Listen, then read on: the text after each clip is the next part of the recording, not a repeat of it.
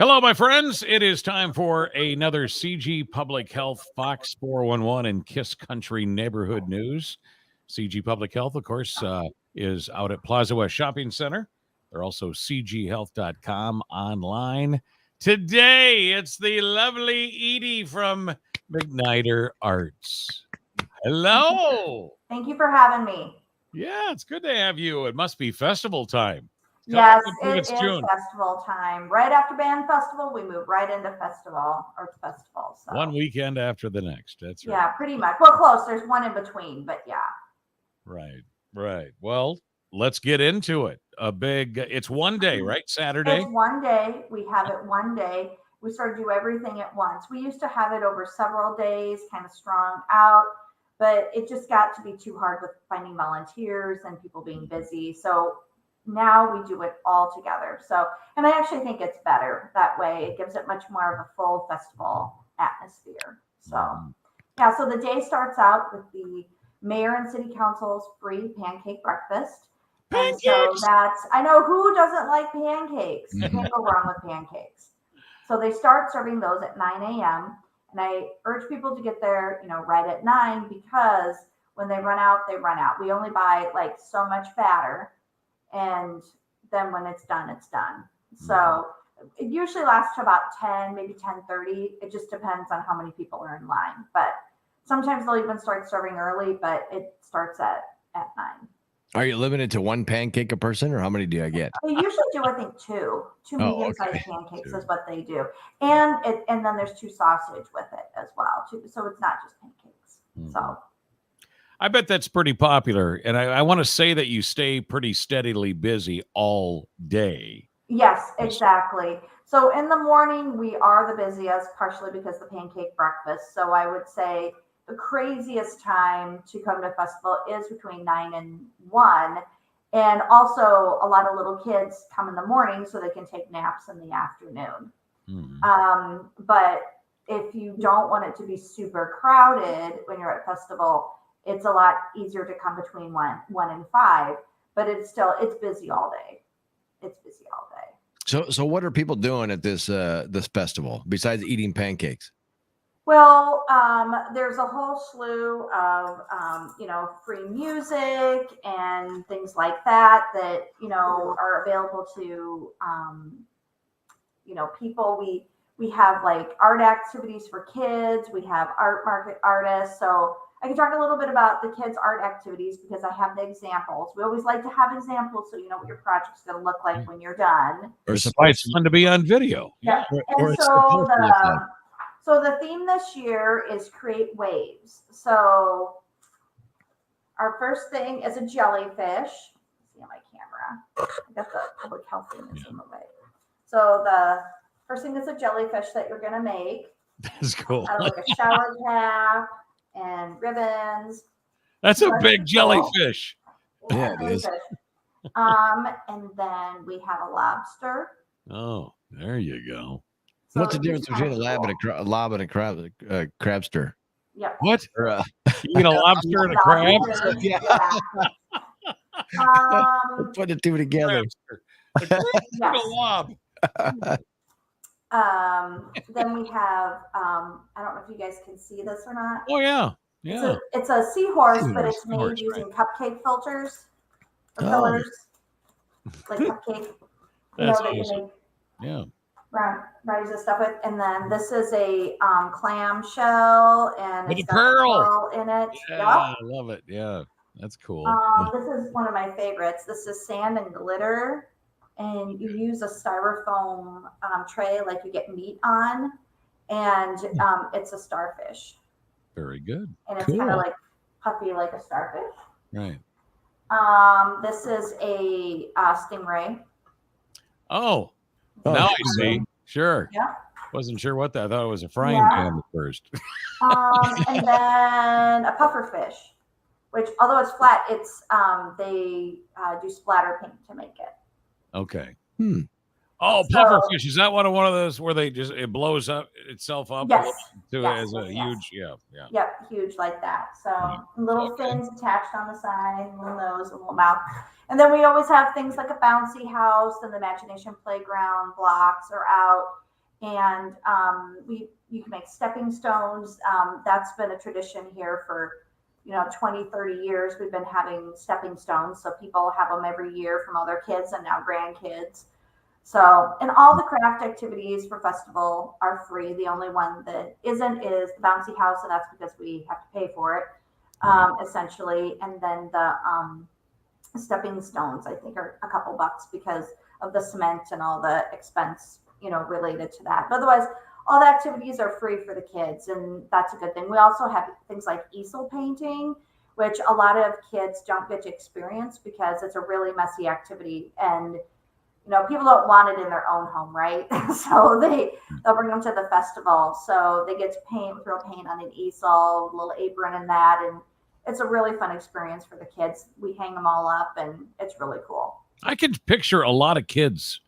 I mean, obviously it's a family event, so you're bringing it is. Grandkids too, for that matter, and Yep. just everybody just getting involved and the kids having a blast. Yeah. But we also have stuff for older kids as well, for adults. So older kids, I like older that. kids, if you will. For older kids. As I mentioned, we have several different bands throughout the day. Yeah, let's talk music. Yeah. Well, so Little Blue Stem is one of the ones I want to highlight, which is a local band. Then we have the municipal band. We have some other bands that are going to do more like folk singing with kids and Americana songs, things of that nature, for sing-alongs for kids, which we thought would be a really good interactive activity for them to do. A lot of times with the band, you just sit back and listen. And so we thought that this would be kind of a change of pace and a fun thing to do. So that goes from 9 to 5 the whole day. And then the other thing I like to always mention is the art market. And that's one of the biggest parts of the festival. We have 22 art market artists, so quite a few, and they're from all over Iowa and southern Minnesota. They are people who this is how they make their living, or a substantial part of their living usually, and you can go and buy something that's unique from them. Photography, prints. There's textile artists that do rugs and things of that nature. Quite a few jewelry artists.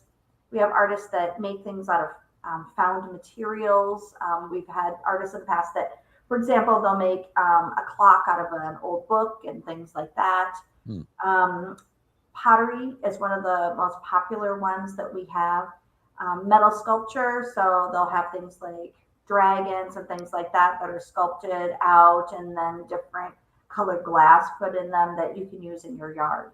So a huge variety of artists. And I like to remind people this is the excellent way to buy, if you have a wedding coming up, a wedding gift for somebody, if you have a, something like a birthday, and you don't know what to get them, and you don't want to get them something boring, this is definitely unique. One of the things I like to do is just buy different like bowls. And so I always have an interesting cereal bowl or an interesting salad bowl. That's a great idea. Bowls are kind of mismatched, but then it's like interesting because they're all different. All different, yeah. I like that idea.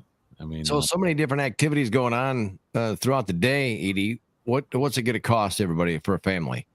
Well, that's a good point. So it's free. So that's one of the things I like to point out to people, that if you go to a festival like this in Des Moines or Minneapolis, Chicago, you'll pay an entrance fee just to get into the gate. You'll pay for, every activity you do, every different part that you go to. And this is 100% free because of the sponsors that we have.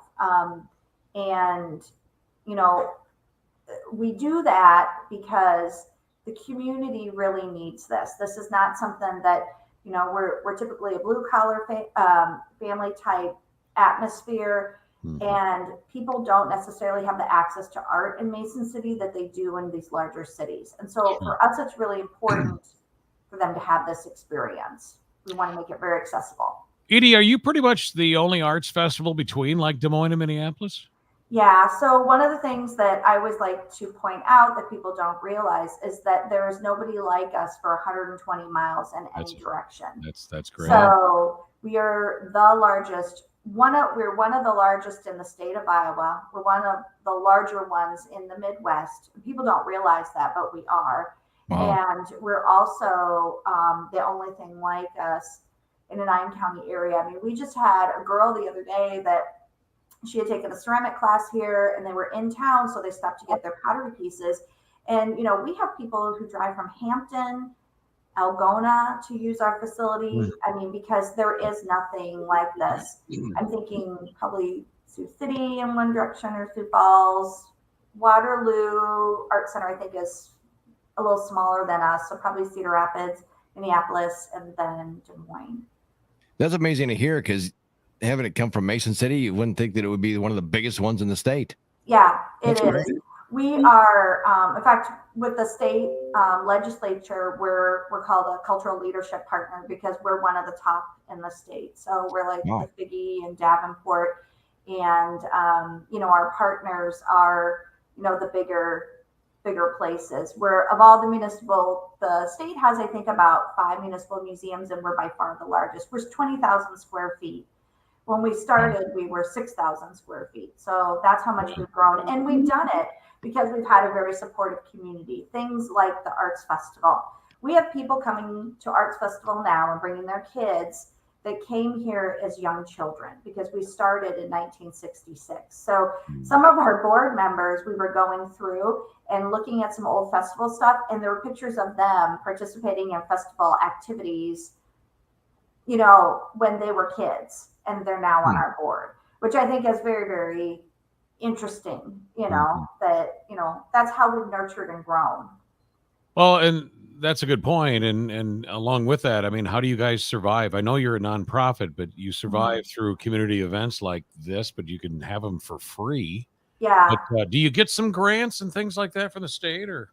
Yes. So we are a department of the city of Mason City, but what people don't realize is that it takes about $500,000 to run this every year, which is quite a bit for a nonprofit. So the city gives us about half of that, so about 250,000 ish, give or take, and then we raise the remainder. I raise the remainder through grants, classes, donations. For example, for festival, we have a list of sponsors, and we ask for a couple $100, for all the sponsors to be on there. Some of the larger ones are like Principal Foundation will give us a large grant every year. The state of Iowa, because we act as a leader to all the other cultural organizations sort of in our region, we are a cultural leadership partner. So because of that, then we do things for them. And they give us an operating grant. And that funding is really important, because people don't realize how much a little nick can really, really devastate a nonprofit that really just breaks even every year, if that makes sense. Jay, I've always said that I've always thought McNider was just one of the best kept secrets in town, because a lot of people know they exist. They're just not there enough. But you can get memberships, right? Yeah, so you can get a membership, and that allows you to get discounts on the museum shop. It allows you to take classes for very little. Certain levels of membership, you can have free kids' birthday parties and things like that. It's always a challenge for people to understand why they would want a membership for a free museum. But essentially, you're participating in this gift for the community. And our memberships range from $40 to $1,000. So there's this huge range. We even have memberships for youth. So if just your kid is interested and this is something that they want to do, youth memberships and college student memberships start at like, I think $25 or something like that. And then, a lot of times if you buy a youth membership, it pays for itself in just one summer of classes, and that's the other thing is, we do a lot of these classes, yes, to educate the public, but that's how we raise funds for things like festival. Festival costs probably about $30,000 for us to put on. And so we need to raise all that money, for that between the staff time, the advertising, and everything from pancakes. I mean, the pancake breakfast just doesn't happen. It costs money to feed 400 people. Sure. pancakes for free. Of course it does. Edith, Yeah. do you have a Facebook event, McNider Arts Festival? Yes, we do. So we have them kind of divided into two different things. So we have one based on the arts festival that's a kid oriented, and then we have one that is about the art market artists. And we did that because a lot of the art market artists really want to highlight their products and things like that. And so you might get an invite from me for both things. And we do encourage you, if you've never been to festival, if you've never been to the museum, this is the best way to go because it really is a fun festival atmosphere. It's free, even if you don't come for the free pancakes. I mean, sometimes I see people that the only time of year they come to the museum is art festival, and that's fine by me. If that's the way that we can, touch them, Right. I always like to say, people are really intimidated by art, right? They think they have to know about it and understand it and be able to give like a thesis when they look at it. Yeah. But they don't. They just have to have a good time. And so festival is a way to be exposed to art in kind of a non-threatening manner. It's a good time, right? What's not a good time about it, Well, and you said the word earlier. I think everything about you guys at the McNider Art Museum is unique. I mean, really. Oh, thank you. It's always unique. And I think Mhm. everybody needs a little unique in their life. Yeah. Even you, Jay. You need some unique. I'm Well, serious. we have all kinds of programs and stuff that we do here. I mean, people wouldn't think it, but we have 4-H groups where we come and we do a tour of an exhibit. For example, we had an exhibit a couple years ago called The American Farmer, and it was photography of different farming situations all over the United States, including like blueberry farmers and tobacco farmers and salmon farmers, and because that's more, and so you wouldn't think of an FFA or 4-H group coming here for tours or us catering to them, but we really serve a lot of different aspects of our community. We have outreach classes that we do at Prairie Ridge that work with the folks that are there working on their problems with addiction. Mhm. We work and do classes with Salvation Army, specifically on memory. We go to about half of the nursing homes in North Iowa and work with them and their residents for art therapy. We work with Mercy Hospital. We work with NIAC to teach like first generation students. They oftentimes will do an art class together to kind of bond and such. So we really work in all the different areas. Like you'd never guess that we would be doing addiction therapy classes at Prairie Ridge, but that's we go there like 4 times a month. I think that's great. I mean, So people need to get out of self a little bit, and yeah. for God's sakes, learn. And I don't care how old you are. The thing is that some, they always say when you ask a group of kids, we say, "Are you an artist?" All the kids will raise their hands, and if you ask a group of adults that, none of them will raise their hands because they think somehow that art has to be perfect or good. But it's just about self-expression, and especially at places like Prairie Ridge or Salvation Army, that's the therapy in it. Is you're letting what's in the inside out. That's awesome. And for a lot of people, it's very transformational. Jay, you got to get your grandkids down there for different You things. do. I know it. I know. Yeah. You got to get down here to the McNider Arts Festival. It's coming up on Saturday. It's June 11th. It is. It is June 11th, and it's always the second Saturday. I do know that there's other things going on in the community, but we like to think that we can share the space with everybody else. So come to us for a little bit and then go on to some of the other activities. Yes, get there for your pancakes early in the morning, starting at 9 o'clock. Yes, free pancakes. Line up at 6 a.m. for those pancakes. My grandson loves pancakes, I'll tell you that. Yes. Oh, yes. man. Don't forget all the info is at McNiderArt.org, by the way. That's McNider Art. That's with an MACNIDER art. And you can also follow us on, we're super cool. So we're like on Twitter, we're like on Instagram, all that stuff.